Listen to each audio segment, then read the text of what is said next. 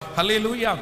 சில நேரத்திலே நம்ம எல்லாருடைய கண்களும் ஆரம்பத்தை தான் பார்க்கிறது. பொதுவாக உலகத்தில் இருக்கிற மனிதர்கள் ஒரு காரியத்தை ஆரம்பிக்கும் போது அதற்கு நிறைய கான்சென்ட்ரேஷன் பண்ணுவாங்க. அது நல்லா இருக்கணும், அது ரொம்ப பொதுவாக ஒரு கல்யாணம் வச்சுங்களேன். அப்ப அந்த கல்யாணம் ஒரு திருமண காரியம் ஏற்பாடு செய்யும் போது அந்த திருமண நாள் அன்று நடக்கிற அன்னைக்கு பெரிய பெரிய கற்பனைகள் அவங்களுக்கு இருக்கும். இந்த மாதிரி சாப்பாடு போடலாம், இந்த மாதிரி ரூம் புக் பண்ணலாம், இந்த மாதிரி டெக்கரேஷன் வைக்கலாம், இந்த மாதிரி போட்டோ எடுக்கலாம், ஆயிரக்கணக்கான நல்லா பண்ணணும், கிராண்டா பண்ணணும். ஆனா நிறைய பேர் முடிவை பார்க்கிறது அல்ல.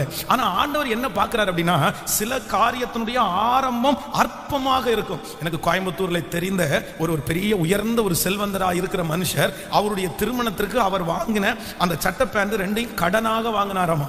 அந்த கடனாக வாங்கி அதை கட்டுவதற்கு 5-6 வருடங்கள் தாண்டி தான் அந்த பணத்தை அவரால் கட்ட முடிஞ்சாமா. ஆனா இன்று அவருடைய வாழ்க்கை அவர் ஆசீர்வதிக்கப்பட்டு, அவருடைய பிள்ளை ஆசீர்வதிக்கப்பட்டு, அவருடைய பேர பிள்ளைகளை கர்த்தர் ஆசீர்வதித்திருக்கிறார். பட்டணத்திலே உயர்ந்த மனிதனாய் கர்த்தர் அவரை வச்சிருக்கிறார். அதனால இந்த சத்தத்தை கேட்கிற யாரோ ஒருத்தருடைய வாழ்க்கையில உங்க பிசினஸ்னுடைய ஆரம்பம் ஒருவேளை மற்றவங்க கிண்டல் பண்றது மாதிரி இருக்கலாம், நக்கல் பண்றது மாதிரி இருக்கலாம். என்ன இப்படி பண்ணி இருக்கிற, இன்னும் கொஞ்சம் நல்லா பண்ணி இருக்க வேண்டியதானே. ஆனா அதையே நீங்க ரொம்ப கடினமாய் பார்த்து பண்ணி இருக்கலாம். கர்த்தர் சொல்லுகிறார், இன்னைக்கு உங்களுடைய கண்களுக்கு எதெல்லாம் அற்பமான ஆரம்பமாய் தெரிகிறதோ, கர்த்தருடைய வருகை தாமதிக்குமானால் வெகு சீக்கிரத்திலே உங்களுடைய வேலை, உங்களுடைய தொழில், உங்களுடைய குடும்பம், ஹல்லேலூயா, கர்த்தர் அதை சம்பூரணமாய் மாற்ற போகிறார். எத்தனை பேர் விசுவாசிக்கிறீர்கள்? கர்த்தருடைய முடிவு மிக ஆசீர்வாதமாய் இருக்க போகிறது. நீங்கள் நெடுநாள் காத்திருக்கிற காரியத்தை கர்த்தர் இந்த கடைசி நேரத்திலே, இந்த கடைசி மாதத்திலே கொண்டு வந்து கொடுக்க போகிறார். சத்தமாய் ஆமென் சொல்லுங்கள். இந்த மாதத்தினுடைய முடிவு உங்களுக்கு